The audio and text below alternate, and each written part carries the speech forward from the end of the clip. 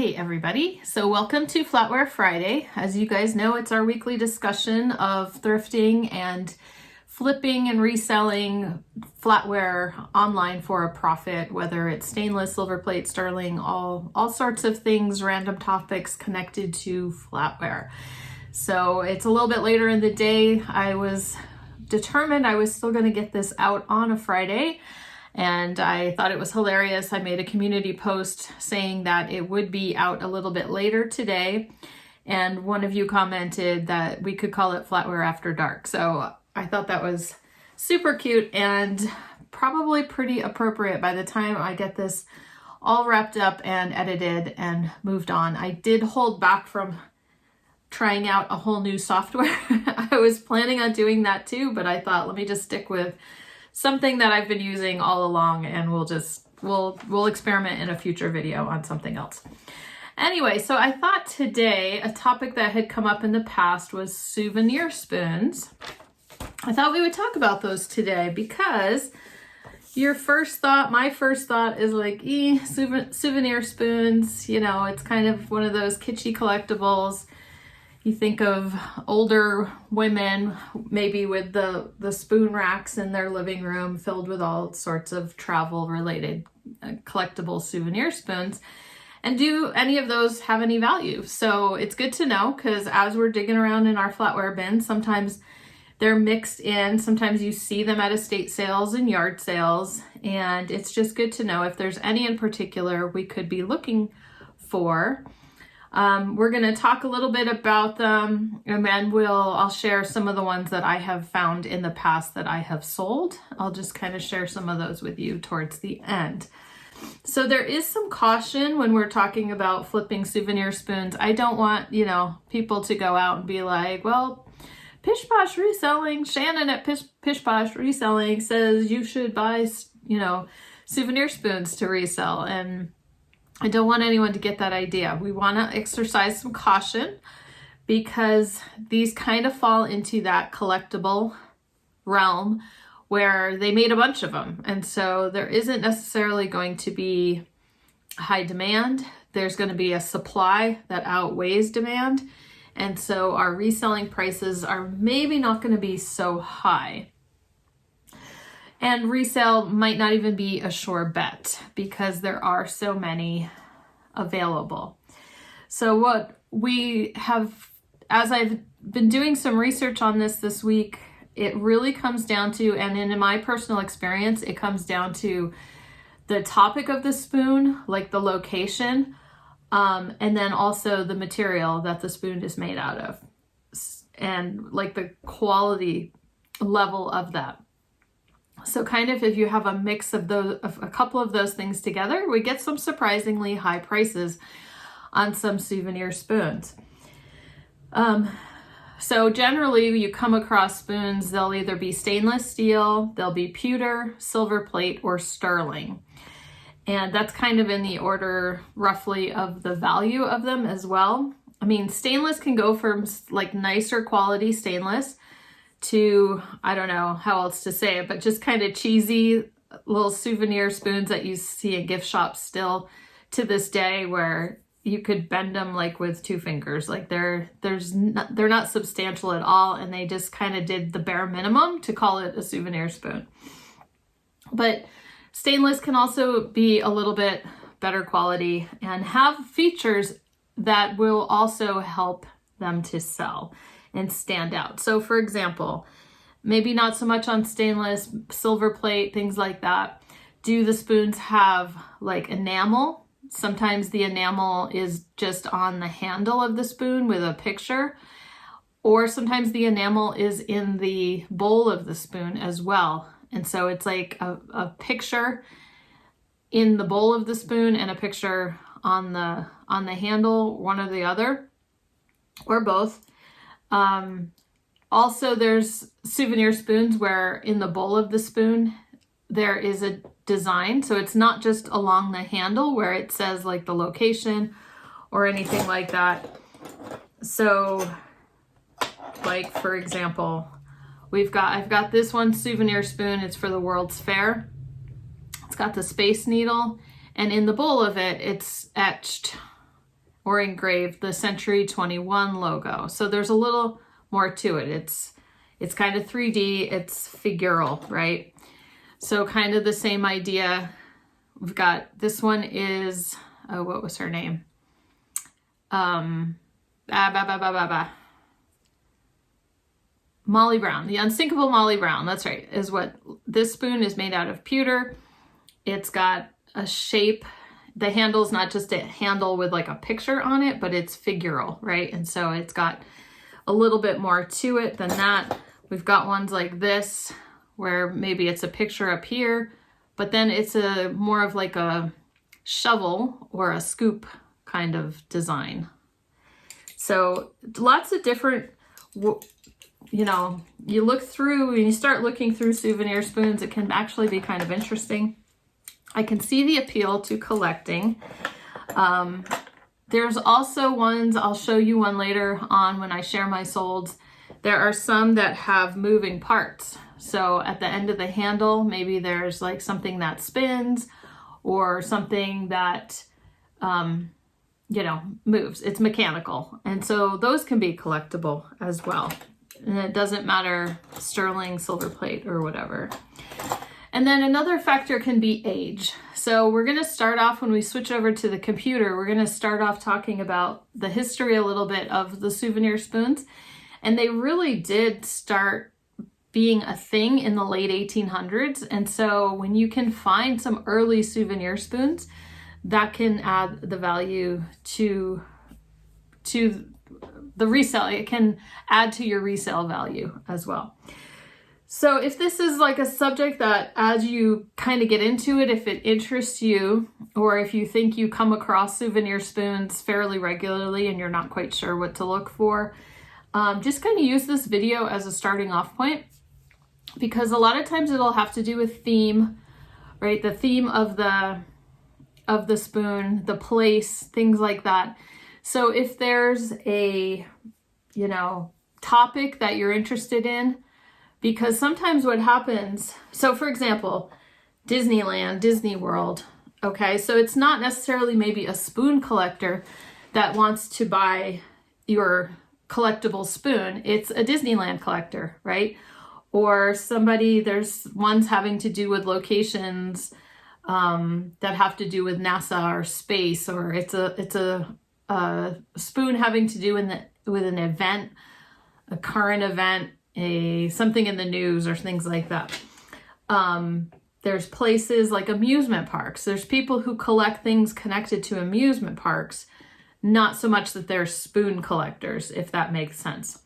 So just kind of do some research. Think of a topic. Do you have something near you, maybe in your area where, well, you know, souvenir spoons can get carried all over the world, so that might not work out. But I do find sometimes, back when I lived in Washington near Seattle, we found a lot of Seattle collectibles. So that might be something that you do come across depending on the events or the locations that are near you and the thrifting that you're doing. So just kind of do some research on those things and see if there's any type in particular spoon that you know, that you might come across or should be on the lookout for. Also, something else I was going to say that just popped in my head and then is going to pop right back out again. Anyway, so let's go over to the computer and we will learn a little bit more about souvenir spoons. Okay, so we're going to start off just on this site, this article that I found on PBS under History Detectives and the history of souvenir spoons. I tell you, doing these YouTube videos where we get into research and things like that, especially on vintage items, I like the research of the history of things is very interesting to me. And so I'm so glad I come across these sites that I might not have seen otherwise.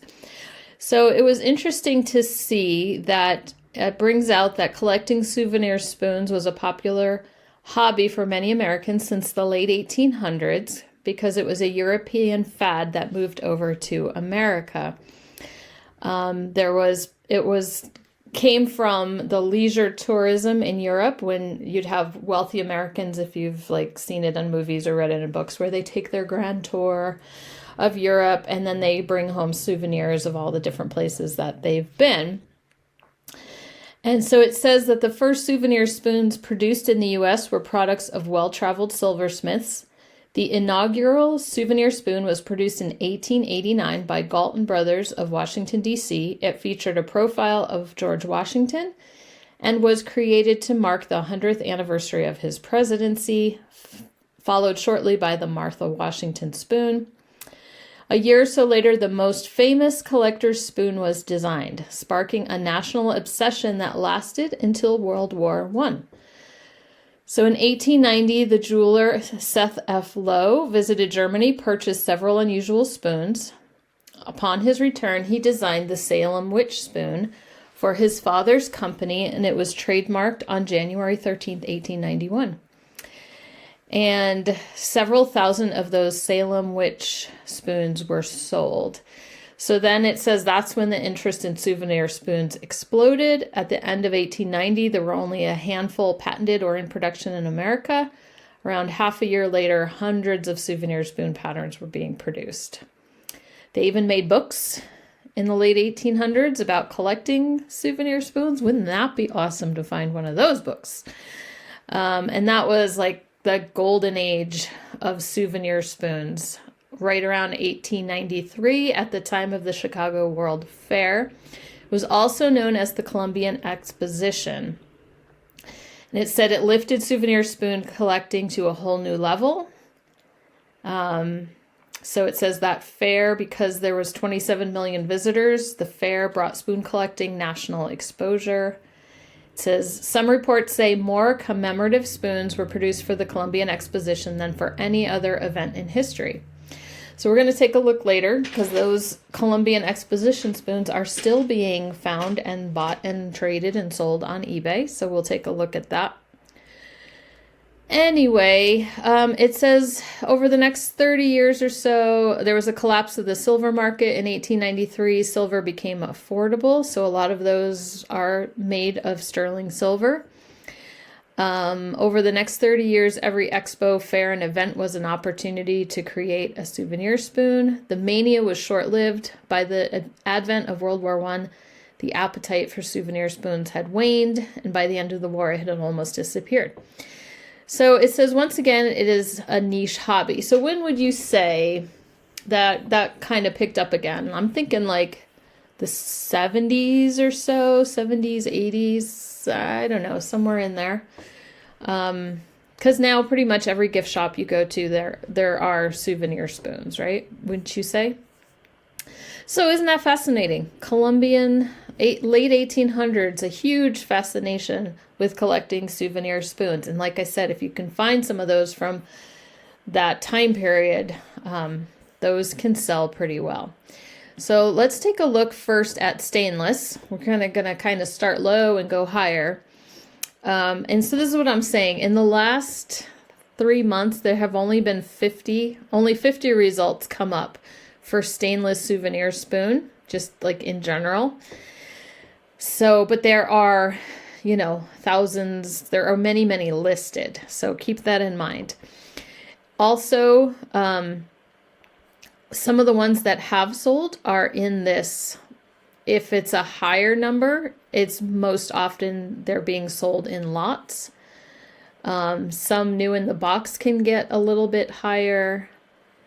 Some of these are not even souvenir spoons. That one's a Bambi baby spoon. That was a different video, if you recall. So $5, $6. So, it's up to you. I've said this before in other Bolo videos, that if whatever your price point you're good with, that's like totally fine. If that's the price point you're happy with. If you're happy with a $5 sale, then that's totally up to you. I don't know if it'll come up here, but when in my research, I saw that there was one seller who had a variation listing of souvenir spoons, and anywhere from, like $3, $4, $5 up to like $12, $15, whatever. And they just had this huge listing of all different kinds of souvenir spoons, and people could just pick and choose the one they wanted. So that's, that's up to them. If you have a certain minimum that you want to make per listing, per sale, then you might want to consider that. Now, one of the ones that comes up in stainless is this Rolex, and that's, yes, the Rolex. And I don't know how to say that. Is it Boucherie of Switzerland was the maker. Rolex connected with them. And there are Rolex souvenir spoons, maybe with cities or different things on the handle of the spoon. Now, I know I have found these in the past. This cracks me up. And I totally hope I didn't ever get rid of them, because to me, either when I found them years and years ago, they weren't worth a ton, or I sold them already, but it was so long ago that it's just in an old email and I don't have access to it. Or most likely is that they're still in my pile of flatware to be listed in some kind of bin. One time when I moved, I did do a big clean out of flatware, and so I'm hoping it survived the clean out, because it's just kind of fun. $10 for one of these spoons. It's not super, super exciting, but they come up again and again and again in the results in either stainless or silver plate. And we're going to talk about that in a second, and what Rolex has to do with spoons. Anyway, there's Avon. Those are just more collectible, not necessarily souvenir. You'll see collections, like this is the 13 colonies. The full collection sold for $27.99. Here's a nice little spoon from Rome. I wonder if that... No, it looks like... At first I thought maybe the little shield there flipped around, but I don't think so. So $9.99, but free shipping. So let's see. Those are silver plated. I don't know why they're in this one. Campbell's, the Olympic Games. So as you get an idea, the prices are kind of low. Now, if we do flip this to highest first, my guess is we're going to see lots. Now, this one is all Rolex. So $206 is what it got bid up to. 27 Rolex spoons, $188. More silver plated. That's a mix of, look at that enamel one. That's really cool. Okay, so you get the idea that the bigger prices are going to be things lotted up. Now, 13 for $30 with free shipping. That's not too bad. If you're, I don't know. Sometimes I see souvenir spoons for 10 cents or 25 cents, at yard sales. So I don't know. Maybe lotting things up would be the way to go. So let's find out. This little article I found on Love to Know. Did you know that Rolex made spoons? Here's what they're worth. Okay, so it says, oops, we're a little... Okay, we got unfrozen. It says, did you know Rolex made spoons? Here's what they're worth, okay? There's maybe not necessarily what comes to your mind when you hear the word Rolex. Okay, let's see what the hidden history was. Here's some that look like it's got the different cities on the handle. Okay, Rolex partnered with Boucherie, that's how I'm going to say it, fine jewelry in Lucerne, Switzerland, to provide their customers with a souvenir spoon for every Rolex watch they purchased. This enterprise expanded beyond Lucerne across 8 different cities, and it gives you information on how to identify a Rolex spoon. Most have the Rolex name on the top of the handle with the logo. There's different cities. Here's a whole list of the cities. And it says they have a reputation for being sterling silver, but they're either silver plated or stainless steel. So it says most of them are marked B112, which is a very low amount of silver. How much are they worth? They're not worth as much as their brand name applies. Depending on the collector, you could look at prices as low as 10. Collections can sell about 150. So like we just saw, okay? We saw that, you know, that big lot sold for a pretty good price at auction. And some jewelers are selling Rolex stainless steel spoon rings for $45 each. I'm sure that's like an Etsy shop. So very interesting. Okay, so I'm going to put a link to this article and that History Detectives article in the description of the video if you want to read through any of it more yourself. But here, let's take a look at the Rolex spoons on eBay.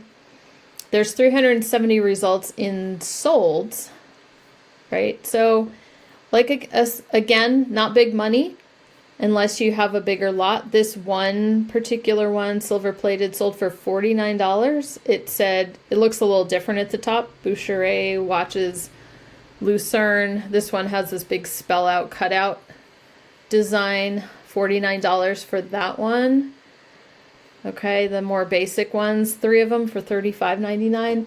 Seriously, it's like I know I need to organize my flatware, and this is making me want to organize it just because I'm like, it's killing me that I know I have thrifted these, but I don't remember what I did with them. And maybe they weren't worth as much back when I found them originally, and I just set them aside. Who knows? Okay, Rolex, super fun. Let's pop over to look at pewter spoons. These, again, are just kind of going to be, you know, not super high money, but it'll depend on the subject. So let's see the highest, high to low.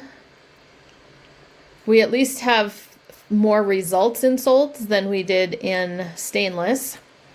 Huge lot of souvenir spoons for $79, $44 for all these in their boxes. Oh, yeah, I sold one of these before. Disney Mickey Mouse souvenir spoon, pewter shovel. $30 on that for those 3. This one is fun. Los Alamos, New Mexico, nuclear, atomic. You know, a little atom bomb kind of action. That sold for $50. Again, it's the big lots that are getting the bigger money. Let's see. We've seen that one before. Souvenir spoon. It's more just like an art spoon.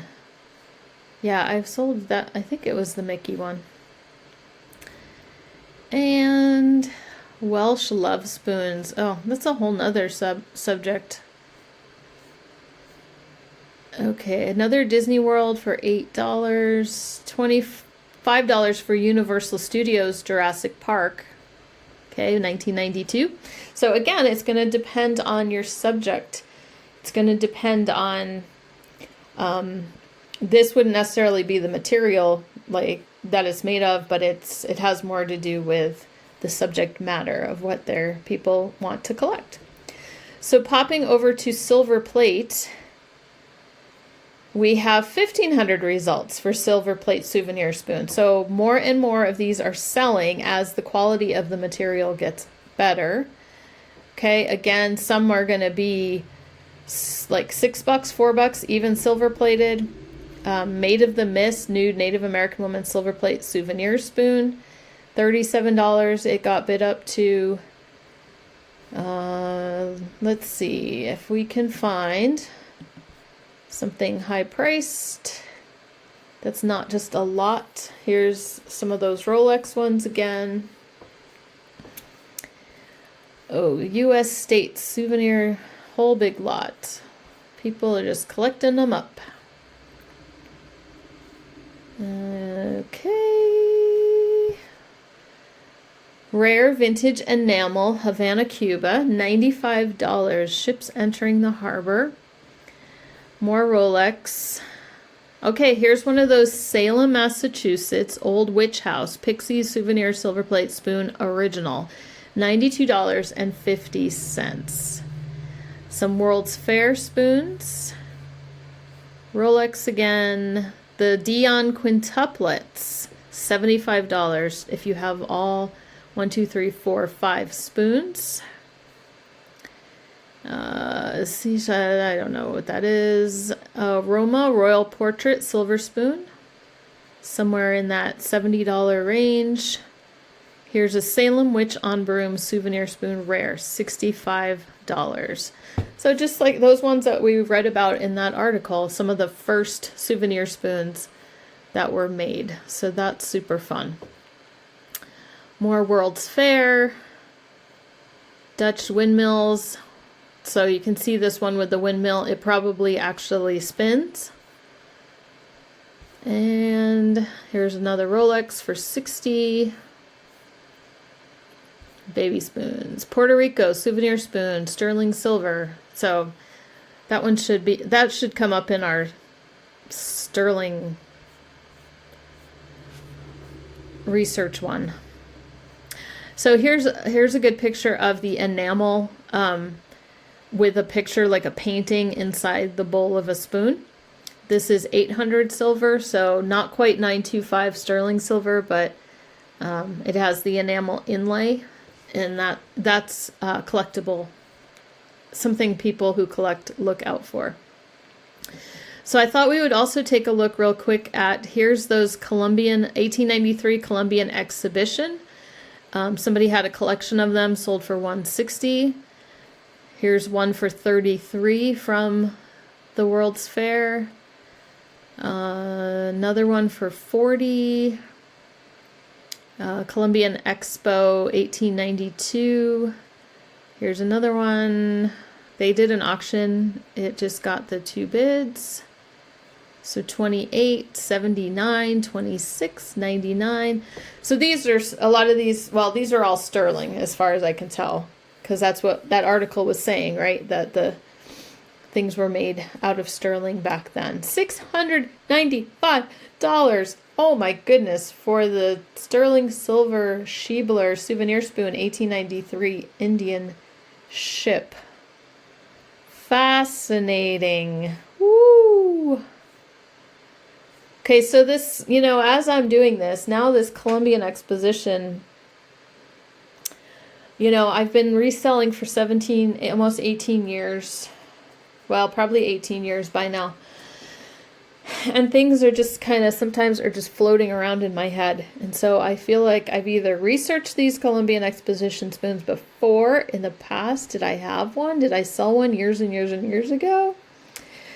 I kind of rely on my email for my records of certain things that have sold. And, but I have, my email doesn't go back 18 years. So it could be from before then. So that's just fascinating. I have to figure out why this is like tickling my brain. Okay guys, this is so hilarious. So I was like, like I said, that Columbian Exposition thing just was bugging me. So I did search my email, and earlier I had searched Souvenir Spoon. And I think because my listing was Souvenir Spoons, it hadn't come up in the results. And sure enough, back in 2012, okay, I was a baby. I was 5 or 6 years into reselling, and I must have listed them at auction. I had 2 of them. I didn't even have sterling in the title, and they sold for like $10. So see, we all start someplace. We all, I would love to find them again, but I knew it sounded familiar. Anyway, that was my story. $10, 2 Columbian Exposition souvenir spoons. Anyway, so let's take a look at sterling. I've already got this one sorted highest to lowest, and this is King. Oh, you're gonna make me say it, right? So that Hawaiian king. Kamehameha in Hawaii. These are at the top of the list for sterling souvenir spoons. Okay, $700 more. There's that one that we just saw. Look at this one. Sterling silver, Mount Low, Bears Intrigue, Great Cable Railway. 676. So is that because it's connected to a railway? Because we know railway collectors are pretty serious about their stuff. Gorham made this one Statue of Liberty from 1890, or it has a dime, an 1890 dime in the spoon part. That's cool. That's one to keep an eye out for. Oh, some more scrap lots and such. Let's see. Oh, such pretty enamel ones. This one's Black Americana.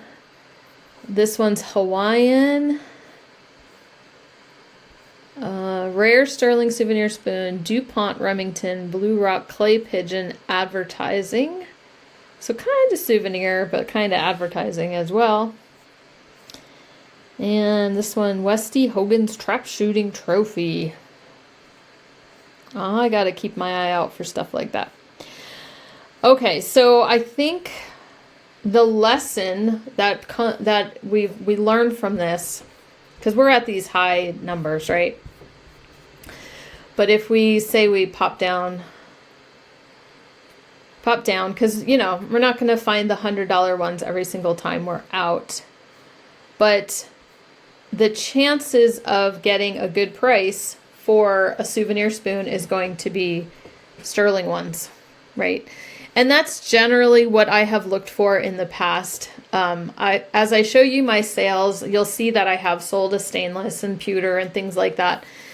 But I have sold sterling ones as well. And I'm more excited to find a sterling one than to find, you know, any of the other kinds. Oh, look at that one. Augusta Victoria, Germany, sterling souvenir spoon. That's just really cool. Okay, so then one other thing I can mention about souvenir spoons is something I see at thrift stores often is the wooden racks that they go in. Like this one's handcrafted, 64 slots. It says it's only 30, but it's $98 shipping, which it should not cost that much to ship. So some of these have like a lower price with higher shipping. And then some of these are just Amazon ones. But like $60 for this 64 capacity wood collector souvenir spoon rack. You know, so that's something to keep in mind. Not like every spoon rack that you come across, but if you can tell the quality of it and maybe the more that it holds, the better. So this one's kind of cool. This one that's shaped like the United States. So just kind of fun stuff. Something else to think about and decide whether you're going to ship and things like that. And then I just wanted to share one last thing before we get into the ones I've sold in the past. This is what some people do with the souvenir spoon racks. On Pinterest, I have seen this where they use it as a hanky display, a hanky holder. I've seen that quite a few times, and this, you know, very cottage chic, very cottage core kind of look going on right now. So that is also something to keep in mind. If you're going to sell one, something you could also market it for. It is editing me. I just had to pop in there because I just realized that clip totally just ended. I thought I had said more, such as now let's go back over to the other camera and talk about some of the sales that I've had. Souvenir spoons, but this is exactly why I want new software. I'm going to try out new software because I think it's just been cutting me off without warning. Okay, back to the sales. Okay, so I'm going to pop up some pictures of these, if I still have them, of the sales that I've had in the last few years or so of souvenir spoons. I sold this Pine Island sterling, it was Minnesota, souvenir spoon. I sold it on Ruby Lane for $17. That had been on sale. So I had it priced a little bit higher, but I think it was just a 25% off sale. So $17 for that one. Then this next one also sold on Ruby Lane, and it was an Epcot Center spoon, pewter, and that just sold for $10. I sold on eBay, there was this this sterling silver London souvenir spoon, and it was from 1935. It was a little bit older, and it spelled out London like in cut out letters, and that one sold for $20. Then over on Etsy, I sold a silver plate. It was, I can't remember what the spoon was for, but it had a German like beer stein on the top, and the lid would open and close. So like what I said earlier about kind of like mechanical ones, that one sold for $20 on Etsy. I sold just a sterling Oklahoma spoon with the state seal for $12. And then this is kind of what I was referring to earlier. Sometimes when people collect amusement park things, especially amusement parks that are no longer open. And so I sold a Hanna-Barbera Marineland souvenir spoon for $24.99. That was on eBay as well. So that's just a handful of some of the spoons that I have sold in the past. And I have my ones kind of, I have a little baggie, and I was looking through it the other day as I was prepping, and I have several that would probably not be worth listing by themselves, you know, because I like to at least list for $10 if I can. But the one I showed you earlier, the Molly Brown, I think I can sell for 10 or 12. This one, I think I'll just give it a shot. It's for Hell's Gate, British Columbia. Kind of has the Dutch look to it, and it's just, I can't even remember, alpaca silver or something like that. Or it's a low grade silver plate. I showed you the Space Needle one. That one could be $10, $12 as well. This one's just kind of hard to find one like it, or maybe I did find one. It's silver plate. It just says Pelican Australia, but it's pretty heavy duty, and it's 3D, and it's just, I think, made in Australia is all it says on that one. Let's see. This one is the San Diego Zoo, and there are some comps on that one. This is the one that was kind of the low grade silver plate. But anyway, I think, you know, I can list for 10, see what happens. I do have these two Disneyland souvenir spoons, these two together. They're silver plated, kind of have these photos at the top, and I could put those together and probably get 10 to 15 for those. I think I might do that. I am going to polish them up a little bit. And then I guess in all my stuff, I had one sterling souvenir spoon left that I hadn't listed, and it's for Mount Washington? No. Mount Vernon. One of these days I'll come out of denial and like wear my glasses on a regular basis. Mount Vernon, but it's just a sterling Mount Vernon little spoon. So unless I've got more hiding in the flatware stashes, that's I think all I have currently to work with. So we'll see how I do with that. Anyway, thank you guys for joining me on this Flatware Friday evening. I'm gonna sit down right away and I'm gonna start editing the video and add some of those pictures and things in it so you can see what I'm talking about for most of this video. Thank you guys so much for joining me, all of you who are my loyal Flatware Friday viewers. I also wanted to say that I do have another series in mind, not flatware, just reselling vintage related, that I would like to get started and get going. And so I think you guys will like it.